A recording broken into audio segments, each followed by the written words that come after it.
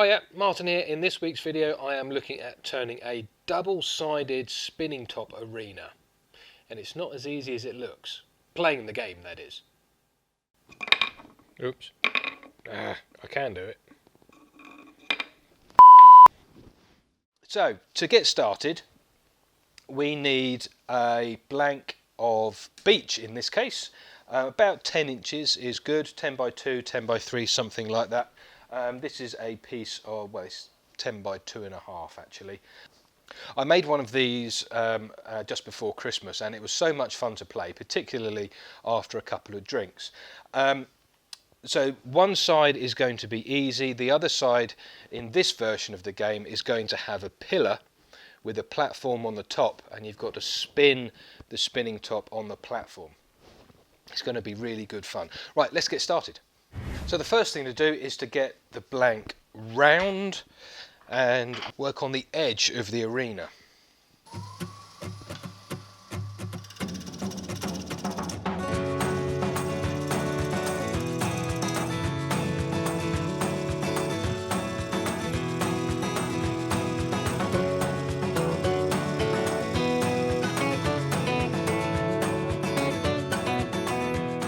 Get creative as you like with the edge. You can add all sorts of different decorations and colours. I'm going to do this one with a big sort of cove in it and then colour it purple.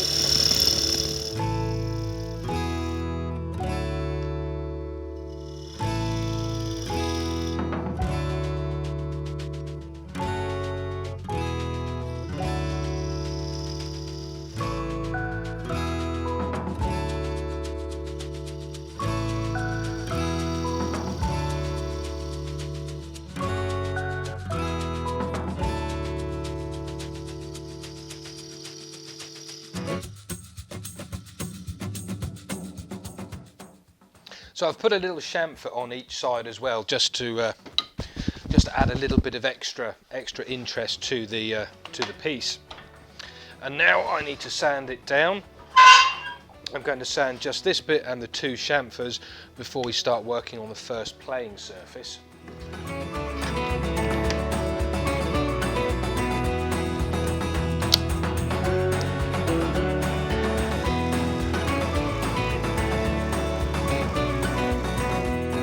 Now I've got the side of the piece nicely sanded down to 400 grit, I want to colour it. I want to colour it sort of a purpley colour because the pillar that's going to be on the more difficult side of the board is going to be purple heart. So I want to get a little bit of purple in there. So I'm using the intrinsic colour plum shade and also a little bit of ruby. Just to make that purple stand out a little bit more. And I want to make sure I put plenty of colour on, because beech doesn't normally take colour particularly well, so you do need to use quite a lot. Now these are water-based colours, so they will raise the grain a little bit, but I will take care of that a little bit later.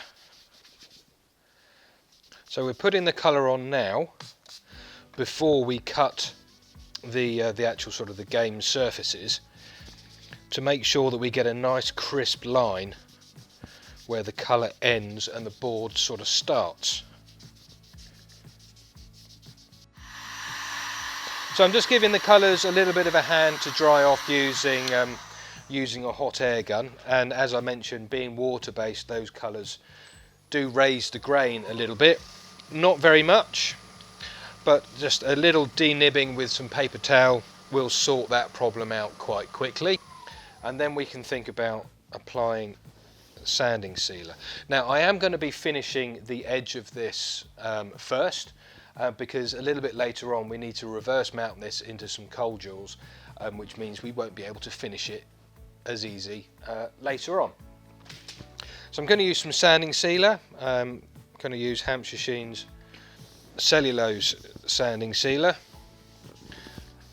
Put a couple of coats of that on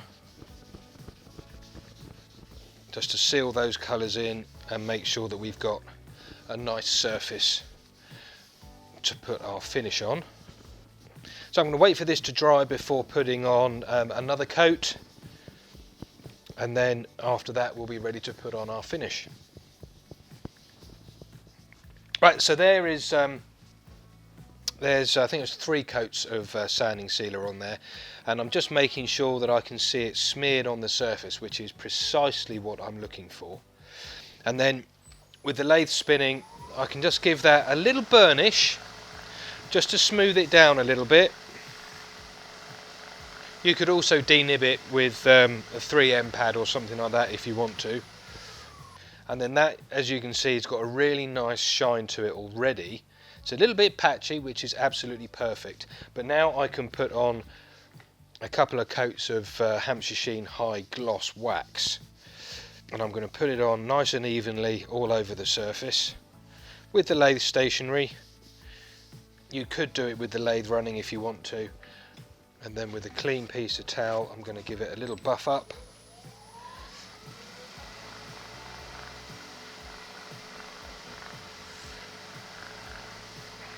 And then go with another coat.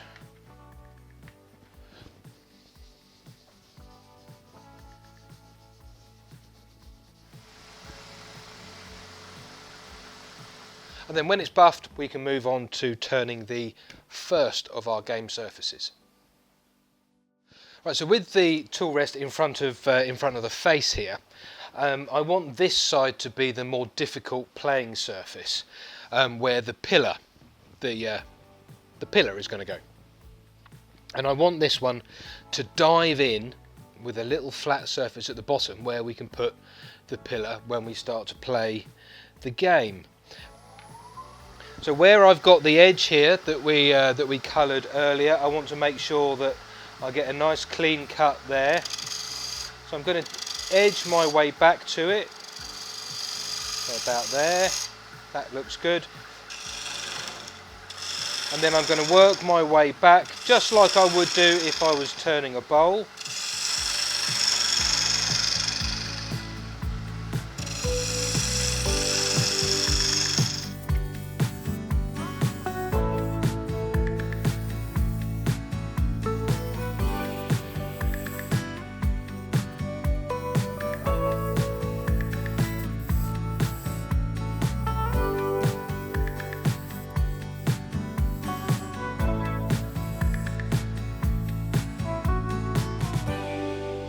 That looks rather nice. I really love this little loop here, or this little curve that comes over the centre of the piece.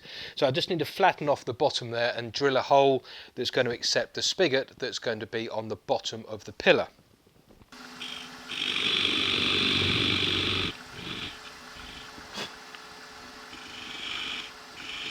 Super, that looks great. Right, next, sand and finish it. Now I'm going to use a drill for this because it's going to be quicker than a bowl sander.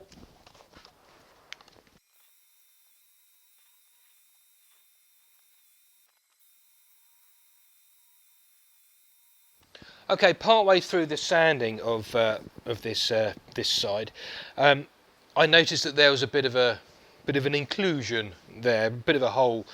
So I decided to just fill it with some aluminium powder and some thin CA, just to give a little bit of interest and just to fill the hole a bit, and it looks really nice. So now that has been sanded down to 400, we can go through our normal finishing regime. A little bit of sanding sealer on the surface, followed by gloss wax. So I'm putting the sealer on, making sure that I get it on nice and evenly. Whilst the sealer's drying, I'm going to put the hole in the bottom to receive the spigot of the pillar.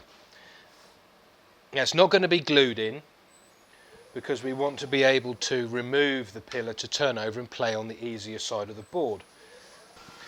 And I'm just going to make the hole a few millimetres deep.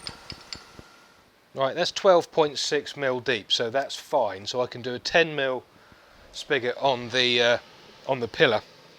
which will be great, and that will hold it nice and firm whilst the spinning tops are spinning on top of it. Right, so I'm just going to lightly burnish the surface before I put the wax on, just to denib the sanding sealer a little bit, and then put some wax on it. Make sure you get the finish on nice and evenly to buff it off, and then we'll end up with a really nice shine.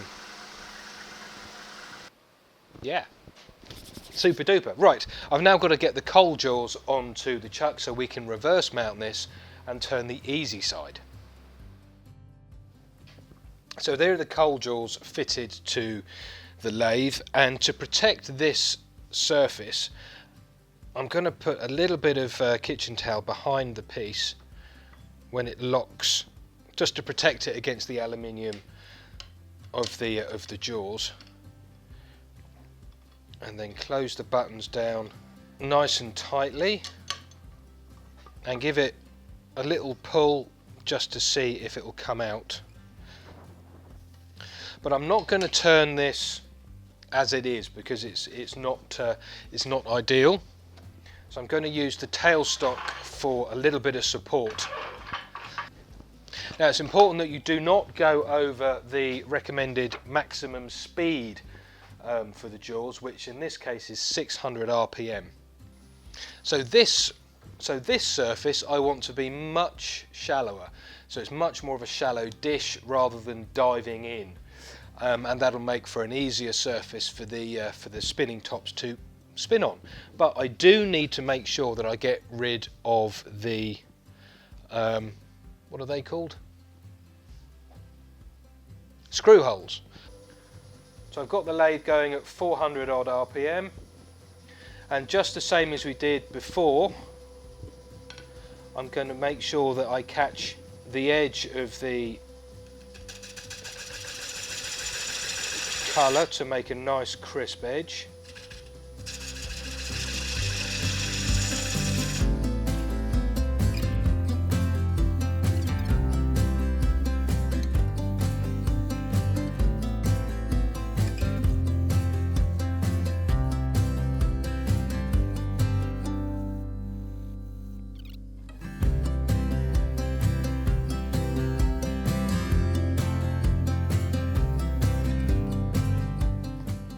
Yeah, I've had an idea.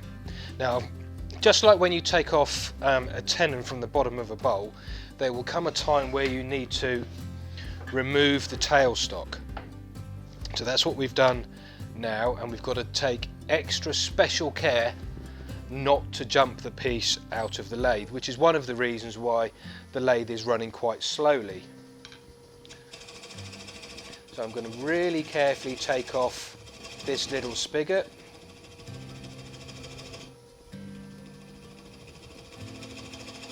I've made sure that the gouge is nice and sharp for this, and I'm just going to tickle my way down.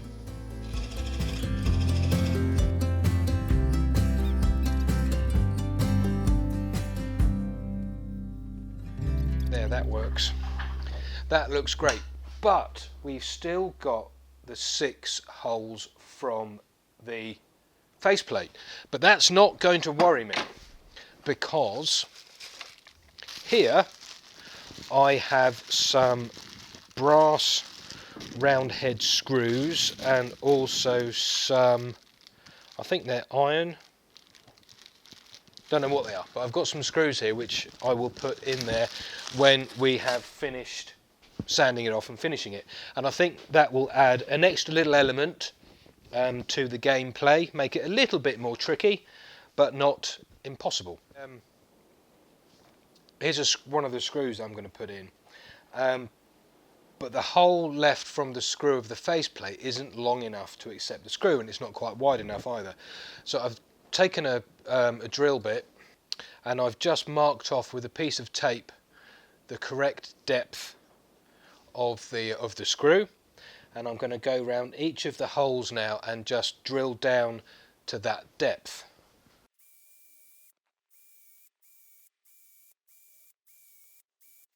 And then I can get a screwdriver and just screw them all in.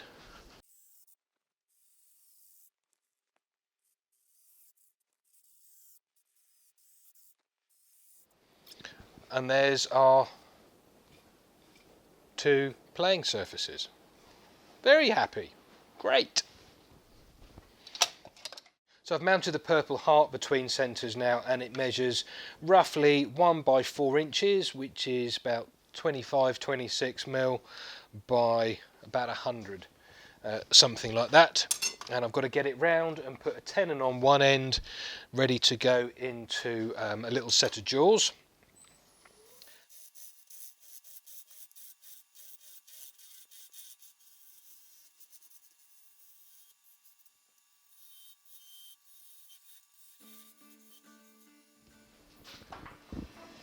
Now I'm going to turn most of this with a spindle gouge, and there's a tiny little dimple there left over from the Lathe centre, and I don't want that there. So I'm going to put in a little dish, a bit like the dish on the playing surfaces that the spinning top can sit in and spin nicely. So I'm using a nice sharp spindle gouge.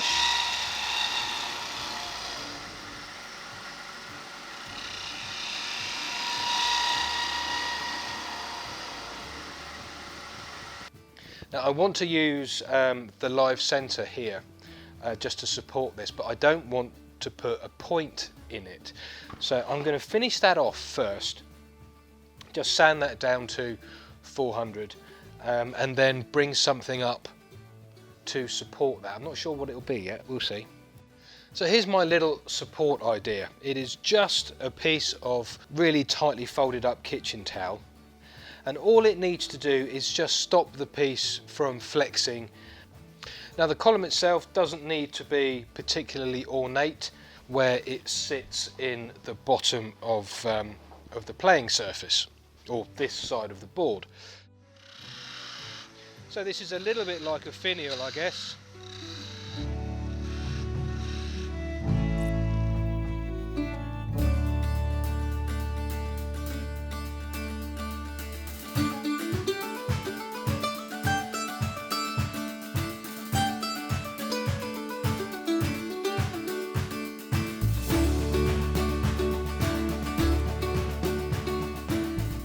Sand that off a little bit so it's nice and shiny, ready for the spigot and to be parted off.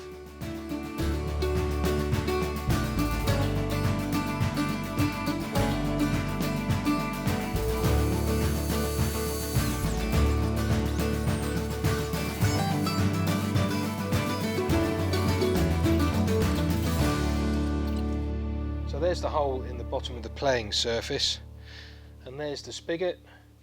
And then just with a little push and a twist, that fits in there really nicely to be the platform for when you get the spinning tops on it. One way to make this game a little bit more challenging is to turn your spinning tops in different shapes and different sizes and stuff, and different weights. So here I've got some oak, I think that's Iroko, maple and wild mango. So with the wild mango between centres, let's get it round. So I've got a nice sharp spindle roughing gouge, got my glasses on.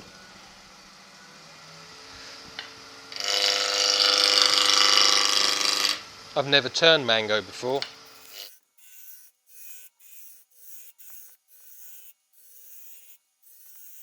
So I've mounted the mango in the chuck, and I've just cleaned off the end with a spindle gouge, and we'll turn this one in this orientation. So the point is towards the end of the blank. Now when you make the shape for the bottom of the top, sounds funny, you need to ensure that the curve, if you put a curve on it, is steeper than the curve on your playing surface. That should make sense. If you've got a shallow curve there, your spinning top needs to be a steeper curve, so when it's spinning, the edges don't catch on the playing surface. Not so important if you're using the tower, but certainly on the easier side. So let's make a spinning top.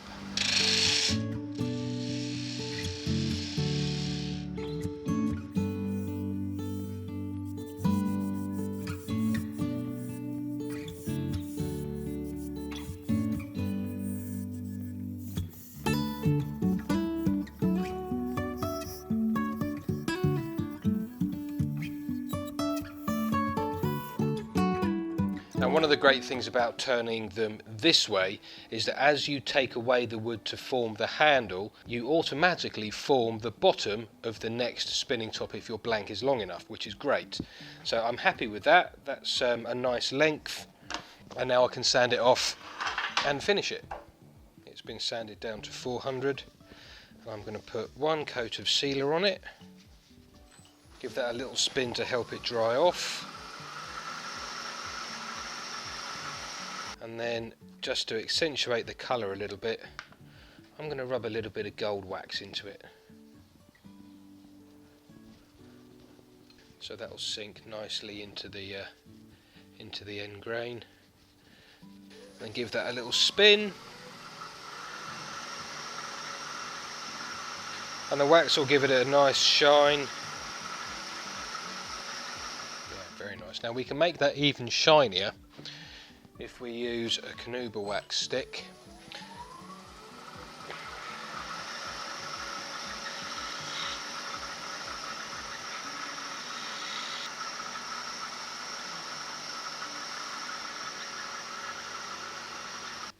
And then we can very carefully part it off.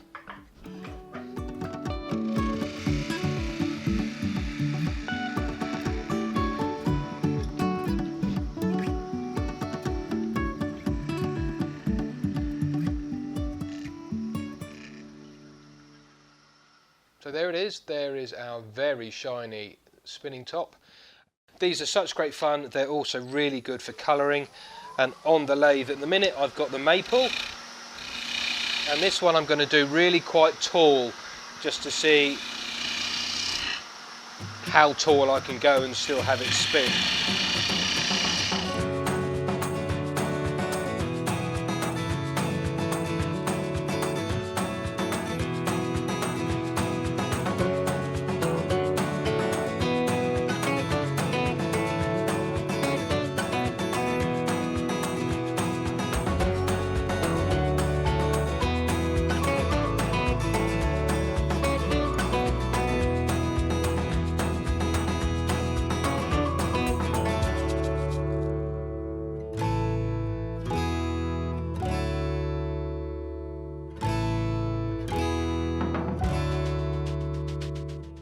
Our big spinning top. Now, well, I'm just going to sand off that little bit at the top there, and then I think I'm going to just give it a little dunk in some gold paint. So this is the gold paint I'm going to use, and where I parted it off and we've got the bare wood here, I'm just going to turn the top upside down and then just dip it into the paint until it's covered the bare bit of wood, just like that. I just need to leave that to dry somewhere. I need to put it upside down, I suppose, to allow it to dry off, and then we'll be ready to play the game after I've turned a few more tops, of course. Right, here is the finished arena. I'm so pleased with how this has turned out. Beech doesn't normally take colour particularly well, but this purple looks fabulous.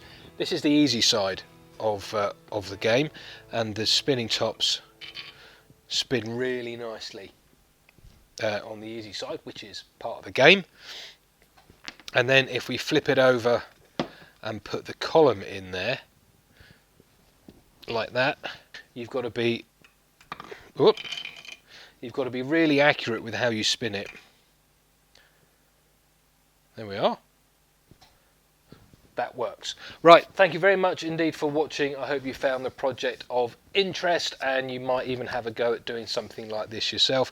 You can find the instructions, as I said, in the March 2020 edition of the Woodworker magazine, and the rules for playing the game are below or on my website. Please do like, share and subscribe, and just down here on the left of your screen are some videos I think you may find of interest. Many thanks for watching. Bye for now.